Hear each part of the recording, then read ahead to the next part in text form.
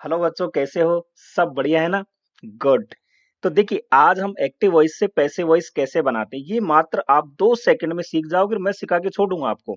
और ये जो सारणी आप देख रहे हो ना आपके सामने, ये मात्र 5 सेकंड में आप सीख जाओगे। फिर आपको किसी प्रकार की दिक्कत नहीं रहेगी। चाहे किसी भी टेंस का आपको एक्टिव वॉइस दो, आप तुरंत देखते ही पैसिव वॉइस बना दोगे। और इसके साथ मैंने अंत में कुछ प्रैक्टिस वाले क्वेश्चन लिए हैं जो एग्जाम में पूछे गए हैं, तो आप उन्हें भी जरूर देखें। अब इस टेबल पर हम थोड़ी देर में डिस्कस करेंगे अभी। उससे पहले एक दो बातें आप ध्यान रखें। देखिए, ये टॉपिक आप पूरा देख रहे हैं तो गारंटी है कि पूरे नंबर तो आपको मिलने ही हैं। और इस टॉपिक पर मैंने एक फुल वीडियो बनाया हुआ है 1 घंटे का। यदि आपने नहीं देखा है तो देख लीजिए। आपके डिस्प्ले पे ऊपर भी जो है वहां शो हो रहा है, आप वहां क्लिक करके भी देख सकते हैं। तो देखिए, वॉइस क्या होता है? वॉइस क्या है? एक वर्ब का फॉर्म है, यानी क्रिया का रूप है, जिसके दो प्रकार होते हैं। एक तो एक्टिव वॉइस, दूसरा होता है पैसिव वॉइस। एक्टिव का मतलब होता है जब हमारा सब्जेक्ट जो है किसी कार्य को करे, यानी एक्टिव हो। और पैसिव का मतलब क्या होता है? पैसिव में क्या होता है? जब सब्जेक्ट हमारा कैसा हो, एक्टिव नहीं हो, यानी जबकि सब्जेक्ट के ऊपर ही कार्य किया गया हो। बात क्लियर हो गई? अब हम पैसिव वॉइस क्यों बनाते हैं? जब देखिए किसी सेंटेंस में किसी ऑब्जेक्ट को हमें महत्व देना हो, क्लियर है, या फिर सब्जेक्ट नहीं दिया गया हो, या ये बताने की जरूरत नहीं कि कार्य किसने किया है, इस सेंस में हम पैसिव वॉइस का यूज करते हैं। अब आप एक्टिव वॉइस की संरचना देख लें। देखिए, किसी भी सेंटेंस में सब्जेक्ट, वर्ब और ऑब्जेक्ट, यही तो खेल होता है। ठीक है, अब आप इसको पैसिव वॉइस कैसे बनाओगे? यहाँ जो ऑब्जेक्ट आता है इसको तो आप सब्जेक्ट बना दोगे, और ये जो आपका सेंटेंस दिया है इसके टेंस के अकॉर्डिंग और इस सब्जेक्ट के अनुसार आप यहाँ हेल्पिंग वर्ब का चूज करोगे। और ध्यान रखिएगा, पैसिव वॉइस में टेंस में वर्ब की थर्ड फॉर्म का यूज किया जाता है। तो यहाँ जो वर्ब आएगी उसकी आपको थर्ड फॉर्म लगानी है। इसके बाद यहाँ जो सब्जेक्ट है इसको आप यहाँ ऑब्जेक्ट बना दोगे और उससे पहले बाई का यूज करोगे। अब एक सिंपल एग्जांपल ले लो। आई बॉट ए पेन। मैंने एक पेन खरीदा या मैंने एक कलम खरीदी। अब आप इसको बनाओ। ए पेन यहाँ पे क्या है? ऑब्जेक्ट था, इसको बना दिया सब्जेक्ट। और यहाँ जो है हमने वाज का यूज किया क्योंकि ये जो है पास्ट इंडेफिनेट का है। इसके साथ वाज का यूज होता है। वर्ब की थर्ड फॉर्म आ गई, फिर बाई और आई का बन गया मी। इसको मैं समझाऊंगा, केवल यहाँ पे मैंने केवल एक एग्जाम्पल दिया है। तो एक पेन मेरे द्वारा खरीदा गया। अब देखिए यहाँ पे क्या है, मैंने एक पेन खरीदा, तो पेन खरीदने का कार्य मैं कर रहा हूँ, यानी सब्जेक्ट कर रहा है, तो ये एक्टिव है। और यहाँ पे जो है ना, एक पेन को ज्यादा इंपॉर्टेंस दिया है, यानी ऑब्जेक्ट को ज्यादा महत्व दिया गया है। इसलिए एक पेन खरीदा गया मेरे द्वारा, या एक पेन मेरे द्वारा खरीदा गया। हम सीधा यूं भी बोल सकते थे कि एक पेन खरीदा गया, और हम ये भी नहीं बताते कि किसके द्वारा खरीदा गया। तो यहाँ जो है ऑब्जेक्ट को इंपॉर्टेंस दिया जाता है पैसिव वॉइस में। क्लियर? अब अभी मैंने कहा था सब्जेक्ट को हम ऑब्जेक्ट बनाएंगे, ऑब्जेक्ट को सब्जेक्ट। तो थोड़ा सा इसको देख लो। यदि आपका सब्जेक्ट आई है तो मी बना दोगे, यदि ऑब्जेक्ट मी है तो आई। वैसे ही वी का अस में, यू का यू में, ही का हिम में, सी का हर में, दे का देम में, और इट का इट में। इस प्रकार इनको जो है सब्जेक्ट से ऑब्जेक्ट और ऑब्जेक्ट से सब्जेक्ट बना दोगे। क्लियर? अब आ जाओ भैया इस पे जिसका हम इंतजार कर रहे थे। तो देखिए, अभी आप समझिए, ये एक्टिव वॉइस में है। तो अब पैटर्न तो ये कहता है कि आपको टेंस आने चाहिए, लेकिन कोई बात नहीं, यदि नहीं भी आ रहे हैं तो भी आप यहाँ सीख जाओगे। देखिए, एक्टिव वॉइस में प्रेजेंट इंडेफिनिट में क्या होता है, हम वर्ब की फर्स्ट फॉर्म यूज करते हैं V5। V5 का मतलब है कि हम वर्ब के साथ एस या ईएस लगाते हैं जब हमारा सब्जेक्ट कैसा हो, सिंगुलर हो। और यदि नेगेटिव है तो आप डू डज का यूज करके नॉट लगाते हैं, फिर वर्ब की फर्स्ट फॉर्म। तो प्रेजेंट इंडेफिनेट में आपको क्या करना है, जब प्रेजेंट इंडेफिनेट का एक्टिव वॉइस दो तो पेसिव वॉइस बनाते समय इसके सब्जेक्ट के अनुसार आप इज एम आर का यूज करें। और ध्यान रखें, पेसिव वॉइस में वर्ब की थर्ड फॉर्म तो सभी के साथ आनी है। यदि प्रेजेंट कंटिन्यूअस का है तो ये जानते हो आप, ये स्ट्रक्चर होती है, इज एम आर के साथ वर्ब की फर्स्ट फॉर्म में आईएनजी लगता है। तो यहाँ क्या करना है, इज एम आर तो आएगा ही, आपको केवल बीइंग जोड़ना है और फिर ये वर्ब की थर्ड फॉर्म लगानी है। प्रेजेंट परफेक्ट में क्या करना है, हैज हैव आपको दिया होता है, वर्ब की थर्ड फॉर्म होती है। तो यहाँ केवल आपको बीइंग जोड़ना है और बाकी तो वैसे ही रहेगा। पास्ट इंडेफिनेट में वर्ब की सेकंड फॉर्म आती है और यदि नेगेटिव है तो डिड के साथ फर्स्ट फॉर्म आती है। ठीक है, इसका पैसिव वॉइस बनाओगे तो वाज वर लगाओ और फिर वर्ब की थर्ड फॉर्म लगा दो। पास्ट कंटिन्यूअस में क्या होता है, वाज वर दिया होता है और वर्ब की फर्स्ट फॉर्म के साथ आईएनजी होता है। तो पैसिव वॉइस में क्या करोगे, वाज वर तो होगा ही आपका और उसके साथ बीइंग लगा दोगे। पास्ट परफेक्ट में क्या होगा, हेड के साथ वर्ब की थर्ड फॉर्म दी हुई होती है। तो यहाँ क्या करोगे, केवल आपको हेड के साथ बीन लगा देना है, वर्ब की थर्ड फॉर्म हो जाएगी। फ्यूचर इंडेफिनेट में सेल या विल और इसके साथ वर्ब की फर्स्ट फॉर्म होती है। तो आजकल मॉडर्न इंग्लिश में हम विल का ही यूज ज्यादा करते हैं। कोई बात नहीं, आप दोनों में से किसी का यूज करो। आई और वी के साथ हम सामान्यतः सेल का यूज करते हैं। तो यहाँ पे इस हेल्पिंग वर्ब के साथ आप बी लगा दो और वर्ब की थर्ड फॉर्म आपका बन गया पैसिव वॉइस। फ्यूचर परफेक्ट में सेल हैव या विल हैव का यूज करते हैं, वर्ब की थर्ड फॉर्म आती है टेंस में। तो इनके साथ आपको बीन लगा देना है, वर्ब की थर्ड फॉर्म जोड़ देनी है। अब देखिए कॉन्सेप्ट कितना सिंपल हो गया ये। अब आपको यदि किसी भी टेंस का एक्टिव वॉइस दे दिया जाए तो आप पैसिव वॉइस बना सकते हो ना। अब ट्रिक क्या है ये समझिए आप। देखिए बहुत सिंपल कॉन्सेप्ट है। ट्रिक क्या है, जहां भी कंटिन्यूअस टेंस है तो आपको पता है कि टेंस में वर्ब की फर्स्ट फॉर्म के साथ आईएनजी आती है। तो वहां भैया आप हेल्पिंग वर्ब लगा के बीइंग जोड़ देना है। अब देखिए ये प्रेजेंट कंटिन्यूअस था, हमने हेल्पिंग वर्ब के साथ बीइंग जोड़ा। ये हमारा पास्ट कंटिन्यूअस था, हेल्पिंग वर्ब के साथ बीइंग जोड़ दिया।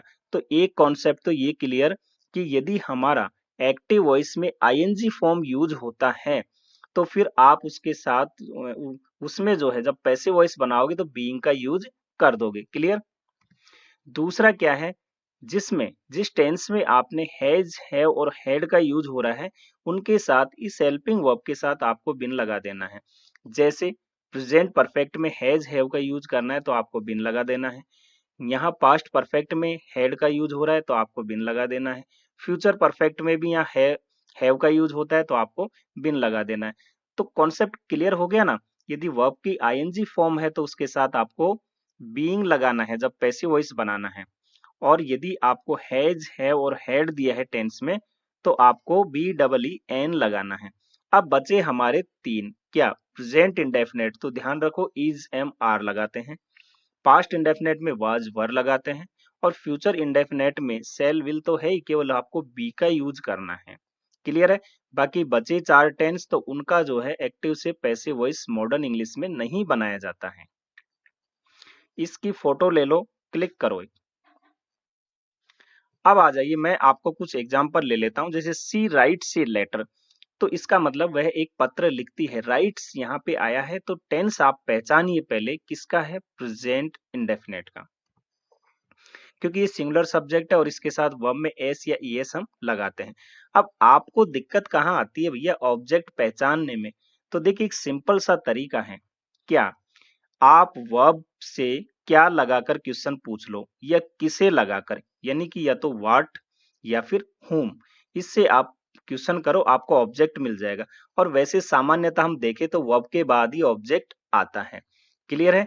तो ये हमारा जो है सब्जेक्ट हुआ सी, कार्य क्या हो रहा है, लिखने का, वर्ब हो गई, और ये हमारा ऑब्जेक्ट। अब आप प्रश्न करो सी राइट्स ए लेटर, यानी वह क्या लिखती है, आपने क्या बनाकर क्वेश्चन किया वर्ब के साथ, तो ए लेटर आपको मिल जाएगा इसका आंसर। तो ये जो आंसर है यही आपका क्या है, ऑब्जेक्ट है। अब आप क्या करोगे, इस ऑब्जेक्ट को तो बना दो सब्जेक्ट, और प्रेजेंट इंडेफिनेट का मैंने कहा इज एम आर का यूज करना है। ये सिंगुलर है तो इज लगा दो। वर्ब की थर्ड फॉर्म राइट की थर्ड फॉर्म होती है रिटर्न। इसके बाद सी यहाँ सब्जेक्ट है तो ऑब्जेक्ट में हर में बदल जाएगा, इसके पहले बाई का यूज करो। बताइए सिंपल है कि नहीं। तो ये सब्जेक्ट हो गया, ये आपकी वर्ब हो गई और ये ऑब्जेक्ट हो गया। अब इसको आप बोल सकते हो एक पत्र उसके द्वारा लिखा जाता है या एक पत्र लिखा जाता है उसके द्वारा। तो यहाँ तो वह यानी सी जो सब्जेक्ट था वो कार्य कर रहा था लिखने का। अब यहाँ क्या है, एक पत्र को इंपॉर्टेंस ज्यादा दिया है इसलिए यहाँ जो है ऑब्जेक्ट को लिया गया है पहले। क्लियर है ना, बात समझ में आ गई। Next, she singing a song, बनाइए जल्दी से, किस टेंस का है, हाँ बताओ। She singing a song, present continuous का, वेरी गुड, बहुत अच्छे। इसका मतलब क्या होगा, वह एक गाना गा रही है। तो वह क्या गा रही है, ए सॉन्ग, एक गाना, ये ऑब्जेक्ट हो गया।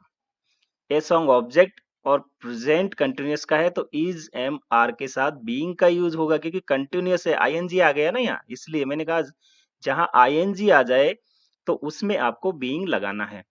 तो ये आपका ए सॉन्ग के साथ इज लगाओगे, फिर बीइंग, वर्ब की थर्ड फॉर्म सिंग, गाना, इसकी थर्ड फॉर्म होती है संग, बाई, सी का हो जाएगा हर।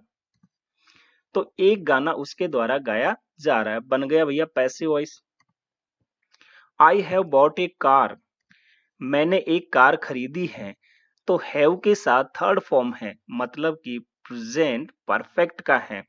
तो क्या करना होगा, हैव आया है ना, तो आप क्या करोगे, इसमें बीन हो जाएगा, बी डबल ई एन, बनाओ।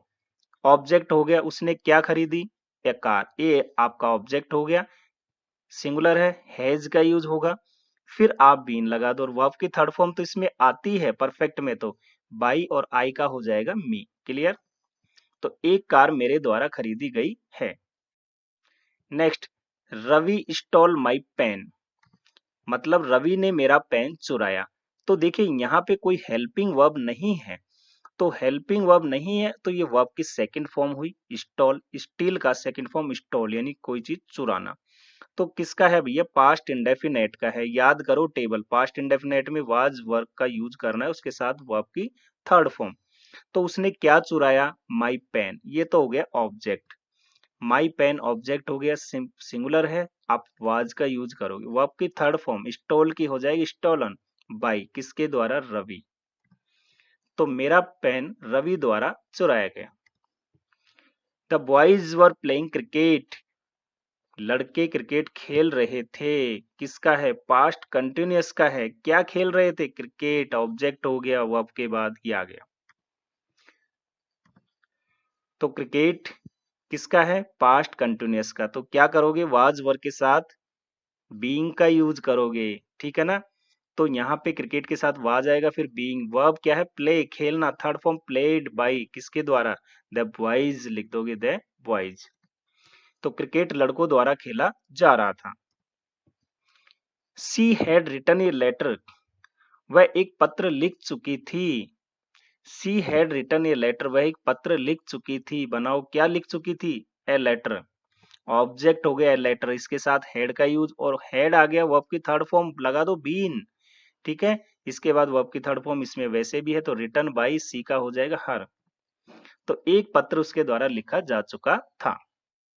नेक्स्ट आ जाओ, आई सेल प्ले फुटबॉल, मैं फुटबॉल खेलूंगा, किस टेंस का है, फ्यूचर इंडेफिनेट का है, सेल विल के साथ वर्ब की फर्स्ट फॉर्म आई है, क्या करोगे, केवल बी लगाना है आपको। तो क्या खेलूंगा, फुटबॉल, फुटबॉल आपका ऑब्जेक्ट हो गया, इसके साथ विल का यूज करो, फिर बी लगा दो। वर्ब की थर्ड फॉर्म हो गया प्लेड बाई, आई का हो जाएगा मी। तो फुटबॉल मेरे द्वारा खेला जाएगा। He will have completed this project by next month, किस टेंस का है, फ्यूचर परफेक्ट का, क्योंकि विल हैव सेल हैव का यूज होता है वर्ब की थर्ड फॉर्म किसमें, फ्यूचर परफेक्ट में।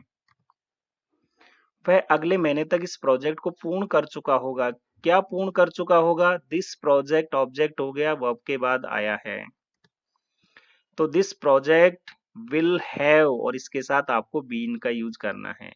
कंप्लीटेड वर्ब की थर्ड फॉर्म बाई, ही का हो जाएगा हिम, और ये वैसे के वैसे लिख दो। तो इस प्रोजेक्ट को उसके द्वारा अगले महीने तक पूर्ण किया जा चुका होगा। अब यहाँ समझिए जहां दिक्कत आती है, यदि डबल ऑब्जेक्ट दिया हो तो क्या करोगे, he gave me A pen. तो देखिए जब दो ऑब्जेक्ट हमारे पास होते हैं, इसका हिंदी में होगा उसने मुझे एक पेन दिया। अब हिंदी से हमें कोई मतलब नहीं है, हमें तो सीधा चेंज करना होता है। जब यह दो ऑब्जेक्ट दिए होते हैं तो एक होगा लिविंग और दूसरा होगा नॉन लिविंग। तो हमारा जो लिविंग ऑब्जेक्ट होता है उसको हम बोलते हैं डायरेक्ट ऑब्जेक्ट, क्लियर है, ये लिविंग हो गया। और जो नॉन लिविंग होता है उसको हम बोलते हैं, सॉरी, लिविंग को हम इनडायरेक्ट ऑब्जेक्ट बोलते हैं, नॉन लिविंग को हम डायरेक्ट बोलते हैं। थोड़ा सा इसमें कर लेना, बोलने में थोड़ा गलत हो गया। तो ये हमारा जो है मी, ये कैसा है, लिविंग, और ये होता है इनडायरेक्ट ऑब्जेक्ट। और ए पेन यानी एक वस्तु का नाम है जो नॉन लिविंग है, इसको हम कहते हैं डायरेक्ट ऑब्जेक्ट। क्लियर है। अब आप इन दोनों ऑब्जेक्ट में से किसी से भी बना सकते हो, लेकिन जो लिविंग ऑब्जेक्ट होता है इससे ज्यादा बेटर होता है। तो अब आप देखिए इसमें प्रश्न करो, he gave me A pen, उसने मुझे एक पेन दिया। तो उसने क्या दिया? ए पेन। ठीक है, तो क्या लगाने से तो ये ऑब्जेक्ट आया। और उसने किसे दिया? तो मी यानी मुझे। तो किसने यानी whom लगाने से हमारा जो है इनडायरेक्ट ऑब्जेक्ट आता है, और व्हाट लगाने से डायरेक्ट ऑब्जेक्ट आ जाता है जब वर्ब के साथ हम क्वेश्चन करते हैं। तो चलिए सबसे पहले हम ऑब्जेक्ट मानते हुए सॉल्व करते हैं। तो ये ऑब्जेक्ट मी है, इसका बन जाएगा आई। टेंस किसका है? पास्ट इंडेफिनेट का है, वाज वर लगेगा तो आई के साथ वाज का यूज करते हो, वर्ब की थर्ड फॉर्म होगी गिवन। फिर ये दूसरा ऑब्जेक्ट लिख दो, ए पेन बाई ही का हो जाएगा हिम। तो एक तरीका तो ये है। दूसरा तरीका क्या है कि यदि आप डायरेक्ट ऑब्जेक्ट लेते हो तो ए पेन इसके साथ भी वाज लगेगा, वर्ब की थर्ड फॉर्म। यहाँ जो हमारा लिविंग है ऑब्जेक्ट, इसको जब हम लिखेंगे तो इसके पहले हम टू या फॉर का यूज करते हैं सिचुएशन के अनुसार, और कई बार नहीं भी करते हैं, इसका लॉप भी कर दिया जाता है। तो आप यूज कर भी सकते हो या नहीं भी कर सकते हो, कोई दिक्कत नहीं है। इसके बाद आप बाई लगा करके ही का बना दोगे हिम। क्लियर है? तो यहाँ ये जो टू आता है ये अंडरस्टूड रहता है। अब आपका प्रैक्टिस सेट आ गया। यहाँ पे देख लीजिए आप क्वेश्चन है कुछ जो एग्जाम में पूछे गए। The farmer prepared the field. तो देखिए फार्मर है, प्रिपेयर्ड है, वर्ब है, द फील्ड ऑब्जेक्ट है। प्रिपेयर्ड यानी वर्ब की सेकंड फॉर्म है, तो ये टेंस हुआ हमारा क्योंकि इसके साथ और कोई हेल्पिंग वर्ब तो है नहीं।